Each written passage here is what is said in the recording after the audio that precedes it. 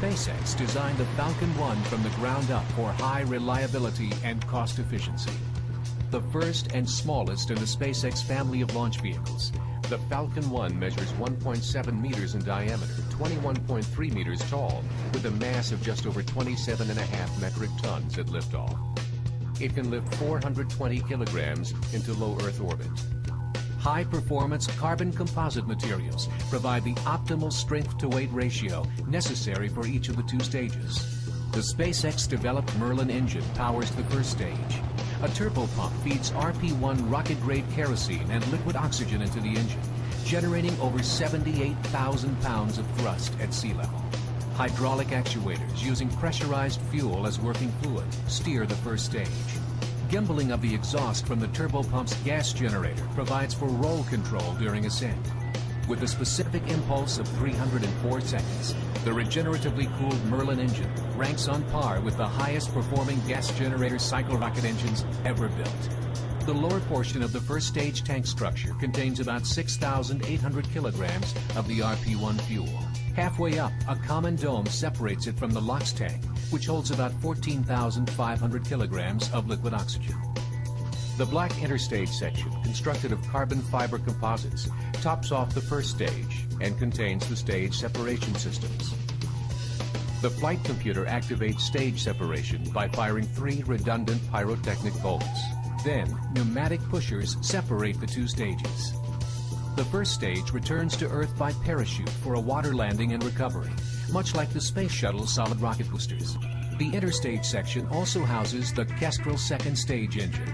Kestrel generates 6,900 pounds of thrust and uses high-pressure helium instead of a turbopump to feed RP-1 and liquid oxygen into the engine. During flight, Kestrel burns for approximately 420 seconds. It features a radiatively cooled nozzle extension, optimized for use in the vacuum of space. A pyrophoric ignition system makes Kestrel restartable on orbit, allowing for the deployment of payloads into different orbits on a single mission. Like Merlin, SpaceX completely designed and built the Kestrel engine in-house. Falcon 1's second stage resembles a truncated version of the first stage, with a fuel tank holding 1,200 kilograms of RP-1, a common dome, and LOX tank holding 2,700 kilograms of liquid oxygen. The top of the second stage houses the flight computer, which commands all major vehicle activities. The inertial measurement unit tracks the vehicle's rates of acceleration throughout flight, transmitters to relay telemetry and video signals back to ground stations, batteries, and a flight termination system. Above the Falcon 1 avionics bay lies the payload. An aluminum alloy fairing or nose cone measuring 1.5 meters in diameter and 3.5 meters high protects the payload during ascent. About 30 seconds into the second stage engine burn, the fairing separates in 2 halves and falls away from the payload and clear of the vehicle. Falcon 1 provides the world's lowest cost ride to orbit for small payloads. It also serves as a test platform for the development of the much larger man-rated Falcon 9 booster, which SpaceX plans to debut by the end of 2008 and fly in 2009.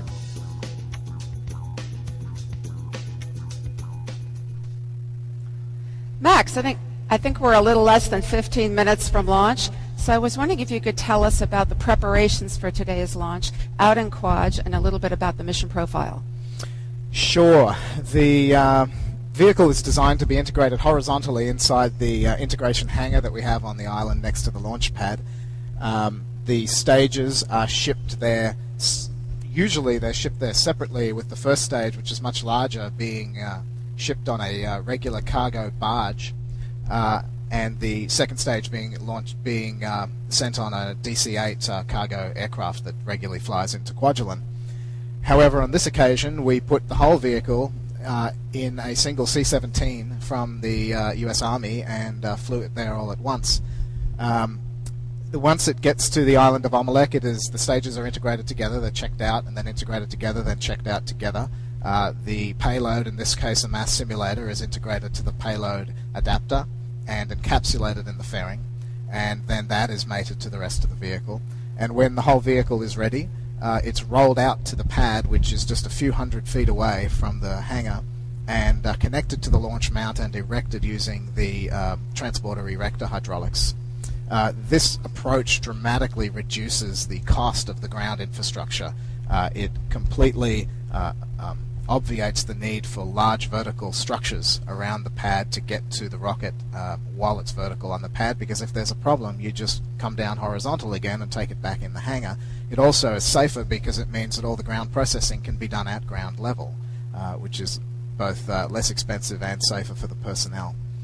The first stage, of course, both the stages are built in the factory here in Hawthorne, California. They are taken to the SpaceX Propulsion and Structures test site in Texas, in central Texas near Waco, to be proof tested for the structures and to be actually fired for the engines.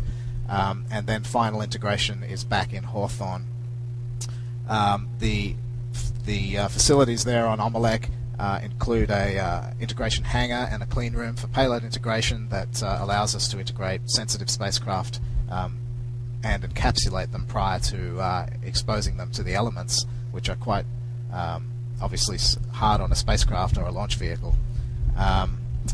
So once it is rolled out, then it's connected to the launch mount, and all the various fluid and gas connections are made, and they're proofed, usually by a team on the island or in cooperation between a team on the island and a team back at the Launch Control Center that's doing remote control. And then flight termination system checks and radio checks with the range support systems. And then we may or may not do a wet dress where we fuel the vehicle fully, or a static fire where you fuel the vehicle and launch and light the engine for a few seconds before shutting it down again. On this occasion, we did a static fire about a week ago and rolled back into the hangar, and then we came back again, and we are launching without a static fire on this occasion. So on the day of launch, there is basically two procedures that are run. There is the pad preparations procedure and the countdown procedure. Both of them are approximately 2 hours in length. The pad preps includes all the checks for lightning and cloud cover and weather conditions, comm checks between LCC, the Launch Control Center, and the vehicle, all the remove before flight items. The ground crew ensures that they are off the vehicle and accounted for, and all the data recorders and cameras are set, some various checks, final checks of the vehicle and the ground system. And then finally the hold down pins are removed, so the pins that physically prevent the vehicle from being released from the launch pad are removed, and from then on you're depending on the hydraulic system to hold the vehicle down. At that point, about 2 hours before launch, you finish the pad preps procedure and the pad team evacuates the island, because the island is only 7 acres at high tide and is too small to have personnel on the island while the vehicle is being fueled. So they fall back to the next major island to the south, which is called Mech. It's about 1.5 miles south of Omelec. And from that time on, the vehicle is completely remotely controlled from the Launch Control Center on Kwajalein. The countdown procedure consists of a series of checks, notices to airmen, notices to mariners. We get COLAs, or collision avoidance schedules, from NORAD to ensure that we don't launch too close to any existing spacecraft or debris in Earth orbit. We get weather updates. Weather balloons are launched on a regular basis and provide input with upper level winds and wind shear so that we know whether it's acceptable for launch. And the range does a series of other checks for the tracking systems and communication systems. Then there is final configuration of the pad, and at that point, about T-minus 1 hour or 1 hour 15 minutes, they start fueling the vehicle. Initially, there is LOX load, and that fills typically to 95% and then goes into what's called a topping mode, because LOX is boiling off continuously. It doesn't stay full the way the fuel, the RP1 kerosene, stays full. So it fills to 95%, then goes into a topping mode. The fuel is loaded starting in 55 minutes before launch. Around T-minus 30 minutes, which was a few minutes ago, there is a status update from the range verifying that they are still green to support the launch.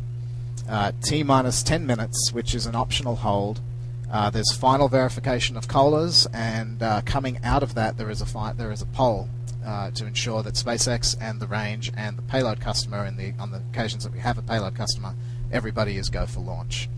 Some FTS checks. 3 minutes, T-minus 3 minutes, the GSO, the ground safety officer, enables ignition. And then it all leads down to the final 60 seconds, which is all, in fact, the final 10 minutes is entirely autonomously controlled by ground software. And the final 1 minute gets exciting. You see about 55 seconds before launch, there is a thrust vector control test, which wiggles the engine nozzle, verifies that it's responding correctly. T-minus 30 or 40 seconds, the various tanks are pressurized for flight. T-minus 30 seconds, the water deluge comes on. That dumps a lot of water between the engine nozzle and the pad. It reduces acoustics and also helps to protect the pad from the blast of the engine during liftoff. And then about 3 seconds before launch, the engine is ignited, and you'll see that it burns for about 3 seconds prior to liftoff, and that's because if anything is off nominal at that time, we can detect it. Half a second before liftoff, there is an autonomous check by the flight computer, and if any of about 70 parameters are outside of the predetermined thresholds, then the flight computer will shut down the engine and safe the vehicle rather than releasing it for flight. This is a major reliability enhancement for the vehicle. And then at T0, if all is well, the vehicle is released for flight. So let's take a look at the rocket here on the pad. You can see a lot of condensation coming off the top of both stages. That is the result of the very cold liquid oxygen or oxygen vapor coming out the vent valves at the top of both stages. In the minute before launch, you'll see that condensation stop when they close the valves to pressurize each of the 2 stages. We are about 6 minutes from launch, 6.5 minutes from launch, which means we are about halfway through the terminal count, it's called. Max, can you tell us a little bit about the payload that we designed here that is being carried on the Flight 4? This mission is launching with a mass simulator. It's about 160 kilograms, about 5 feet high. It's an aluminum tube designed to emulate the way a spacecraft behaves when attached to the vehicle, so it has similar dynamic modes to an actual spacecraft. It will not separate from the vehicle in this occasion, so we will reach orbit, we will send a deploy command, but there is no deployment system. So far we are proceeding without any hold, and we are about 5 minutes from launch. Max, how about telling us a little bit about what we're going to see post-launch in the few minutes we have here, and then I think we'll keep our video live on the launch site here as we are, getting down to 5 minutes. Sure. At T0, as I mentioned, the vehicle lifts off the pad. The flight computer, when it detects everything is nominal, chamber pressure is nominal, it tells the hydraulic hold-down system to release the vehicle, and at that point it lifts off the pad. The first stage engine, called Merlin, burns for approximately 160 seconds, from 2.5 seconds before liftoff until about 157 seconds into flight. It propels the vehicle from being stationary on the pad about 5 feet above sea level to over 85 kilometers altitude and 2.8 kilometers per second, which is about Mach 8. For the first 10 seconds of flight, the vehicle flies basically straight up from the launch pad, and then it does what's called a pitch maneuver. It begins to angle itself downrange so it can build up some velocity in the downtrack. Getting to orbit is all about velocity. It's not about altitude. It's about 20 times as much energy in the kinetic and going fast enough to stay in orbit as there is in the potential energy to get high enough. So you start moving downrange very quickly and really just want to get up out of the atmosphere and then accelerate laterally. About 56 seconds into flight, it goes transonic and becomes supersonic. Shortly thereafter, it passes through a phase known as max Q, which is maximum dynamic pressure. It's the most stressful time for the vehicle structure.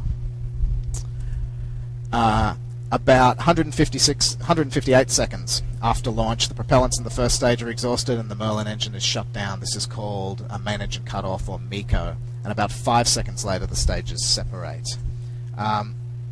We are going to take about a 2-minute break and just watch the vehicle on the pad here.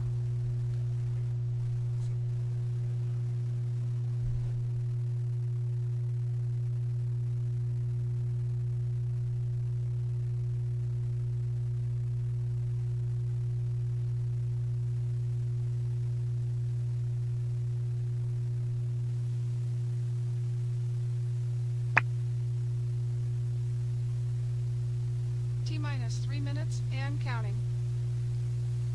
Bottle chill is ending. DAC 4 is on.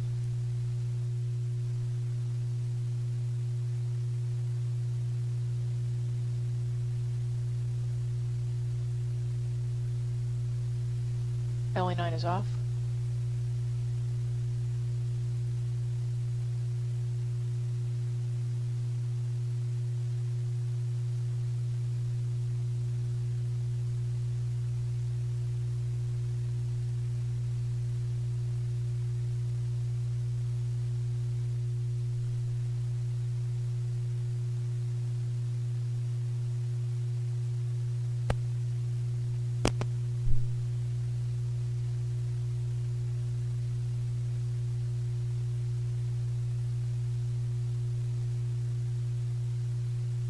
RF power is on. Verified and current. T-minus 2 minutes and counting. Battery chargers are off. Step 119, LD, verify SpaceX is green. This is LD. SpaceX is green.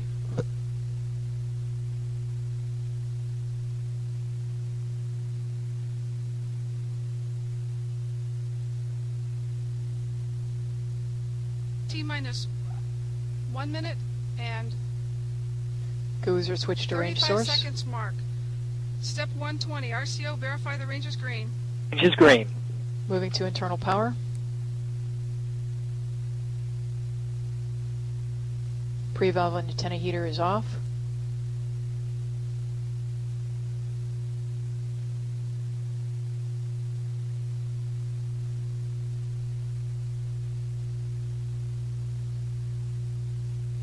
Vehicle in auto idle.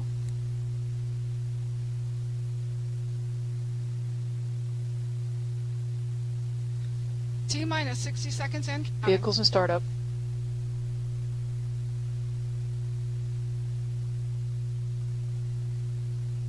We are at T-minus 48 seconds and counting. TVC We motion are verified. Just going to 45 listen seconds. to the countdown net. You'll Fuel hear turned on, the activator launch set. conductor calling out the count as we approach T0 here.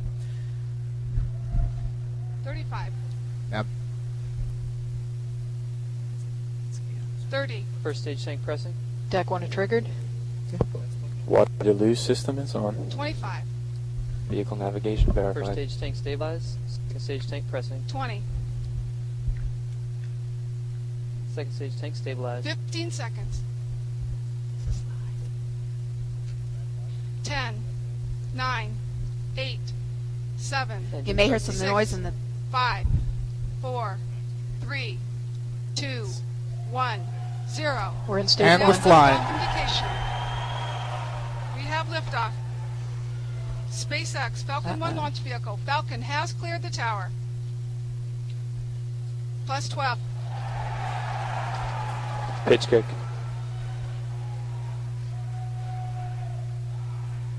Plus 20 seconds.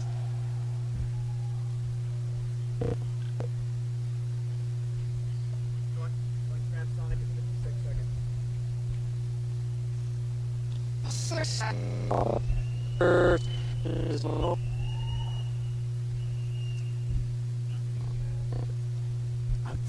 Are they here?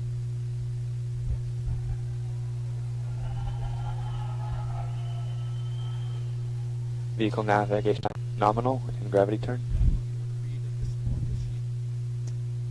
well, we have that. Power systems nominal. T plus 60 seconds.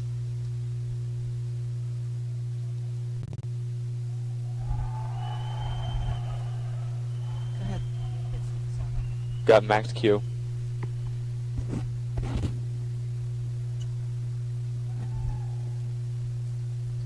First stage propulsion performance is nominal. Vehicle has a velocity of 630 meters per You second can and see an the altitude plume of of 19 the vehicle, kilometers. the plume of the engine expanding as we get into more rarefied atmosphere. It also gets blacker as there's less and less oxygen to support post-combustion. Vehicle has a current velocity of 1,000 meters per second and altitude of 32 kilometers.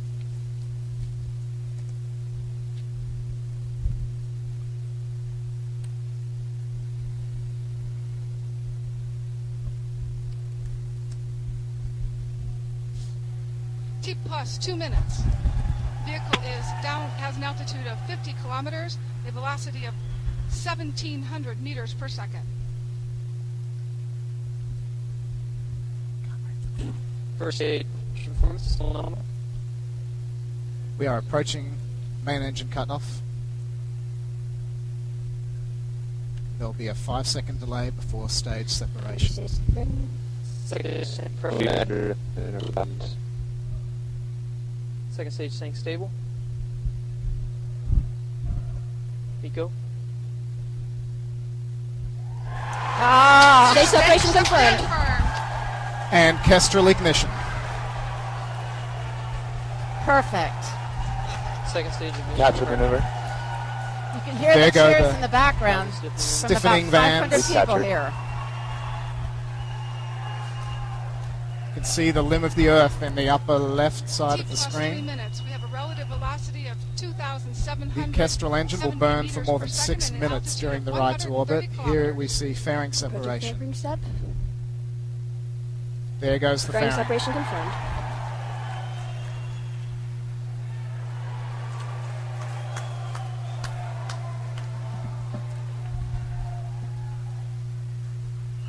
Second stage propulsion performance is nominal.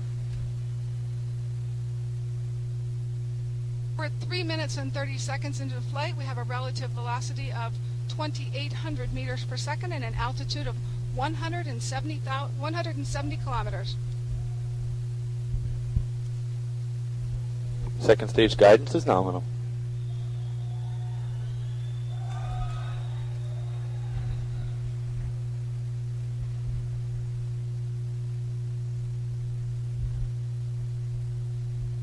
T plus 4 minutes. We're at T plus 4 minutes. We have a relative velocity of approximately 3,000 meters per second and an altitude of 200 kilometers.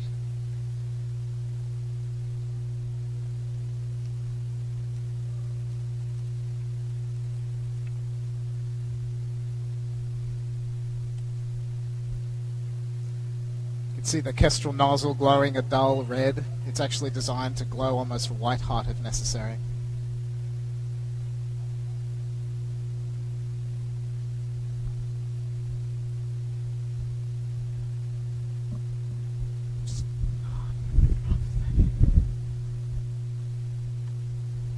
Very steady attitude we're seeing.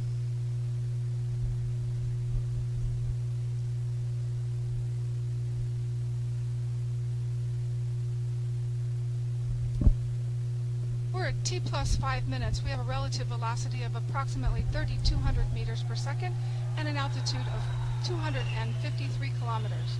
All systems are nominal.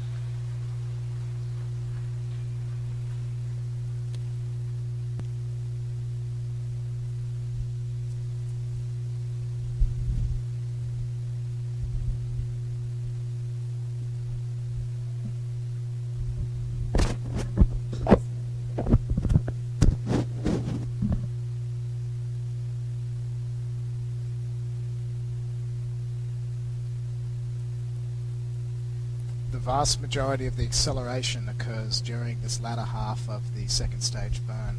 As the mass of the vehicle, propellant load decreases.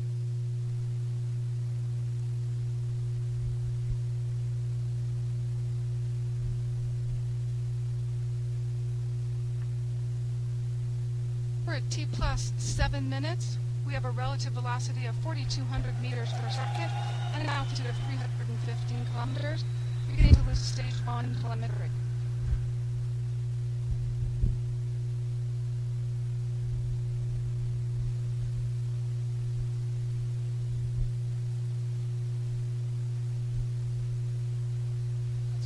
Second stage propulsion is performing nominally.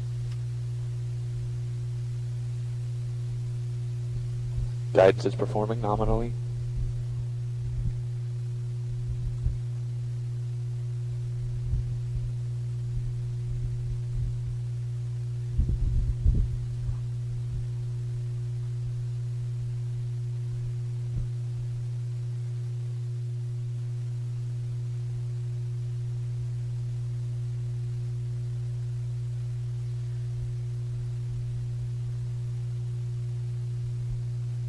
We're at T We plus are getting 8 very minutes close with a to orbital relative velocity. of 5,200 meters per second and an altitude of 328 kilometers.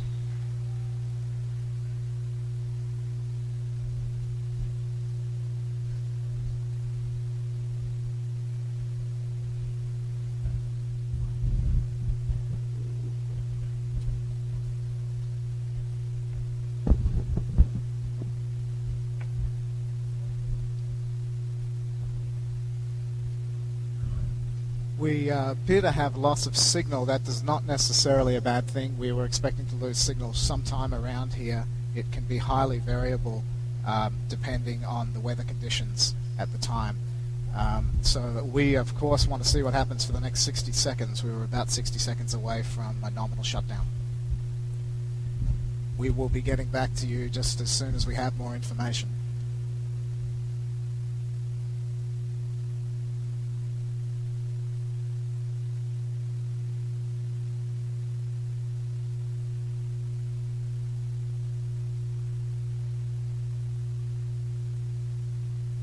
Telemetry and video.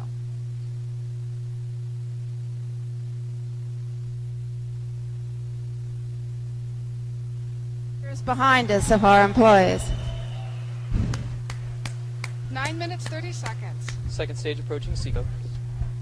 And that would be a nominal SECO. SECO's and confirmed.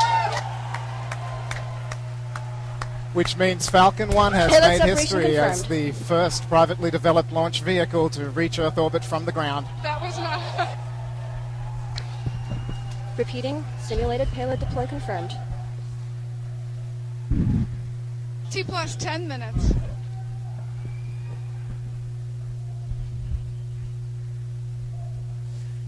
You're seeing a forward shot. That is where you would RTS, normally nice see job a on the payload video. separation. Thanks for In your this great case, support. we are not separating the Hey, payload. congratulations. This is fantastic. Thank you. And Still showing active on second stage telemetry. we are heading over the horizon with respect to the launch range, so we are expecting loss of signal any second now. You can see it starting to break up. But this is a very good day at SpaceX. Max, I think it's important when we lose our signal here to put this in They'll perspective. see we have of what released SpaceX has self-safety been able to radars, achieve today. nominal mission. Copy you, Yes, and the thank you for not using those SpaceX has designed and developed this vehicle from the ground up, from a blank sheet of paper. They've done all the design, all the testing in-house. We don't outsource. And we have achieved this with a company that is only now 500 people, and it has all occurred in under 6 years.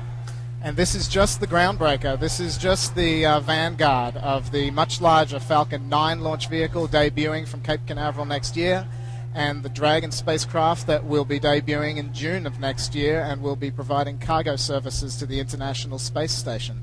So we have big plans even beyond that here at SpaceX, including human space transportation in the Dragon launch vehicle and on the Falcon 9 launch vehicle and the Dragon spacecraft. And this is really just the beginning. It's just the tip of the iceberg here. There's a lot of people here who have worked very hard for a very long time. Tremendous commitment from them and from their families to get to this point. It's really an incredible achievement. You can hear the cheers in the background from the amazing team that we have here at SpaceX. It's, only about 550 people on the team, and we've just managed to do what very few companies around the world have ever done.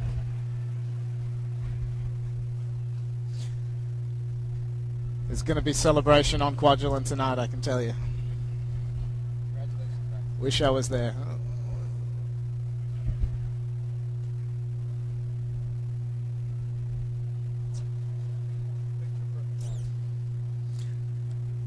Next, let's recap the launch for people who hopefully hadn't just tuned in. We had a picture-perfect launch, ride to space, and perfect separation. So, do you want to review the mission for us here? Sure. We've gotten very close before now. The second launch of the Falcon 1 got to over 8 minutes of powered flight and got very close. We had a control issue with the second stage. Then the third flight, just 2 months ago, was a great flight from the first stage perspective, but we had a separation anomaly, as people know.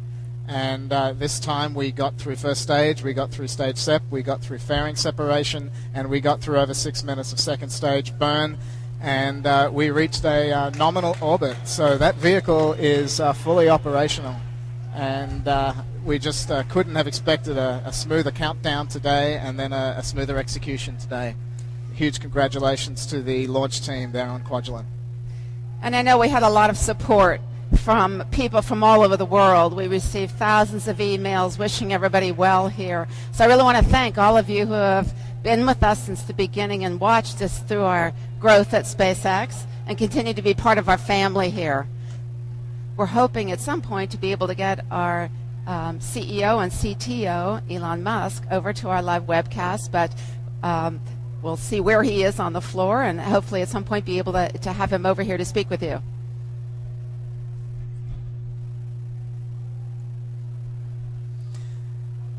I'm hearing also that the coast phase telemetry is coming down as expected. We have a low-rate telemetry system translating information from orbit. Yeah.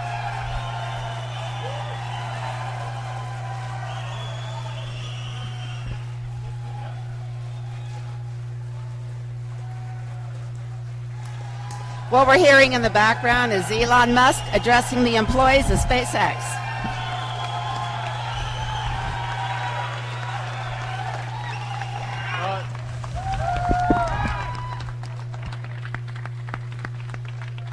Well, that's the thing. Hi. Hey. All right. What?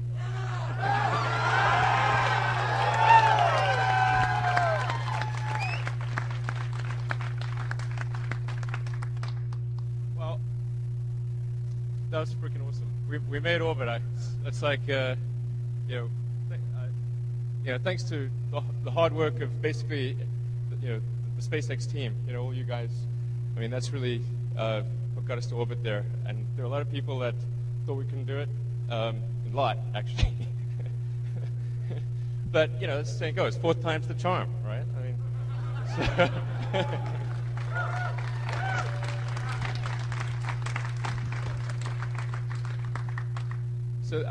I mean, this really means a lot to SpaceX. Obviously, getting to orbit, that's just a huge milestone. There's only a handful of countries on Earth that have done it. It's normally a country thing, not a company thing. So it's just an amazing achievement. My mind's kind of frazzled, so it's kind of hard for me to say anything. But, man, definitely this is one of the greatest days of my life, and I think probably for most people here. It's we've shown people we can do it, and this is just the first step in many. We're going to get Falcon 9 to orbit next year, get the Dragon spacecraft going. We're going to be taking over for the space shuttle when that retires. This is we're going to do a lot of things. Ultimately, I think even getting to Mars and things like that. So I think this is definitely the future of SpaceX is really great. This is.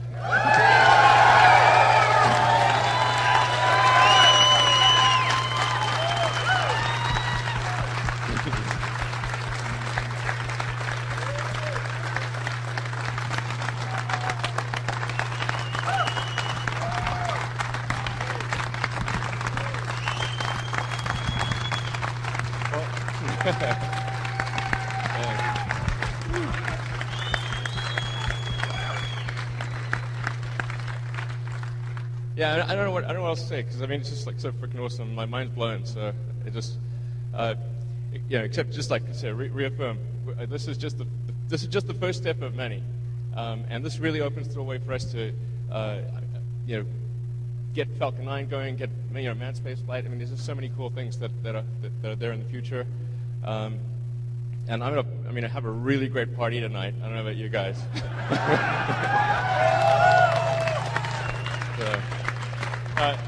I'm gonna go talk on the webcast thing, so I can tell people what went on. Yeah. RATSAT, I believe, is currently orbiting at 330 by 650. Almost exactly. RATSAT is in orbit, absolutely.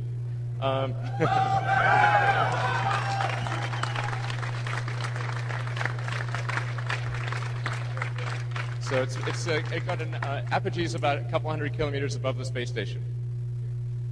So yeah, if somebody could take a picture of it, there'd be like this logo of a rat on the satellite. So all right, I'm going to talk in the webcast. But congratulations, everyone. This is your hard work that made this happen.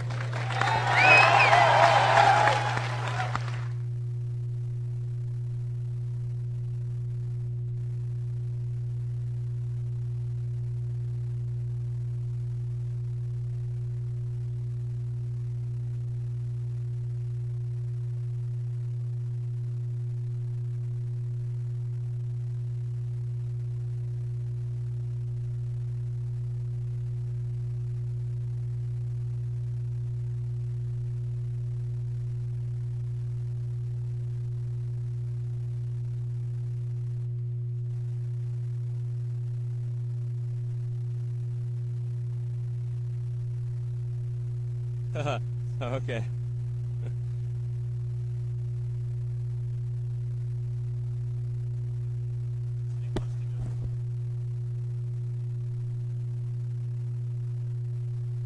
Now Elon Musk is joining us. Of course, is our CEO and CTO of this flight and the founder of SpaceX. And Elon, congratulations. Thanks, Sam. It's a fine day. A lot of people call this a nominal launch. We call it phenomenal. Absolutely, it's great. Tell us what you're feeling. Definitely one of the best days of my life, and I think also for a lot of people here at SpaceX, it's the culmination of a dream, and it's just kind of mind-blowing, actually. So I can hear myself actually echoing back there. Yeah, I'm just, I think my nervous system almost got fried just watching that flight. So,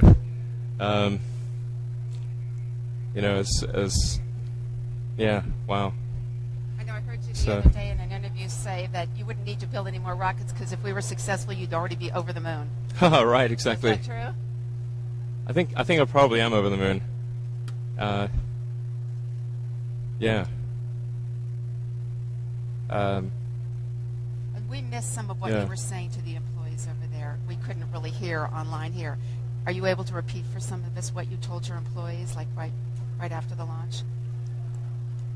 Yeah, absolutely. Well, I guess, I think the important thing is that this is really just the first step for SpaceX. We're really we've shown we can get to orbit, and we're going to do that repeatedly now. I think what we've shown is that we've eliminated any design errors with the vehicle. If you look at the issues with the first 3 flights, they were really design errors in the case of a corroded nut, and then the second stage guidance plus slush baffles thing, and then the third mission was the fact that we had a brand new engine with an uncharacterized thrust transient and vacuum.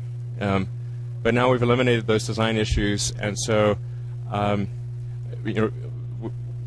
really, in order for us to have a continued success, it's going to be ensuring that we have good configuration control, good production and quality assurance processes, just doing all of the appropriate things as far as mission assurance is concerned. But I think it's certainly possible for us to have an unbroken success record now that the design issues are taken care of with Falcon 1, and also for Falcon 9, this bodes well because if you look at the components on Falcon 1, you've got the Merlin 1C engine on Falcon 1. It's the same engine that's on Falcon 9. Actually, let's move this thing. Sorry. High technology. Yeah, so we've got a lot of the same components on Falcon 1 as Falcon 9. In terms of the software, certainly guidance, navigation, and control is substantially the same between Falcon 1 and Falcon 9. The engine, propulsion system is substantially the same. And there's more of them, more engines, but it's the same fundamental engine. And of course, we've already shown that we can do 9 engines simultaneously and fire those repeatedly on our test stand in Texas without a problem. So I think that what you're seeing here bodes well not just for Falcon 1, but also for Falcon 9. It's really just the first step for SpaceX. And next year we'll be doing our first launch for the NASA Commercial Orbital Transportation Services program, and with both Falcon 9 and our Dragon spacecraft. Now, is the Falcon 9 going down to the Cape before the end of the year? Yeah, absolutely. We expect to have Falcon 9 vertical at the Cape by the end of this year, and then probably do our first launch, in the second quarter of next year. Yeah, I mean, we had a lot of sidebars here we were going to talk about. We were going to talk about our Cape construction and about COTS, but the launch went so perfectly and so perfectly on time right. that we had no time to do that. So we do have a lot on our website, but we're hoping that as time goes on, we'll be able to learn more about each one of those. Yeah, absolutely. This was the smoothest launch countdown of all, and it just shows that the team's getting more and more practiced at these things, and the systems are getting smoother and smoother. All the bugs are getting worked out, and we look forward to doing a lot of Falcon 1 launches and a lot of Falcon 9 launches, and really, continuously improving to the point where we're the world's leading provider of space launch. That's fantastic. All right, thank you. I'm so glad you could join us, and again, congratulations. Thank you. Just fantastic. All right. So to all of you out there, we really appreciate your joining us on this historic day.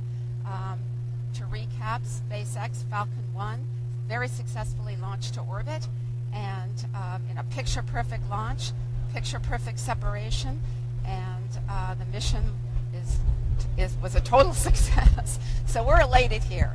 And so what we're going to do here is we're going to go join everybody else to celebrate our accomplishment.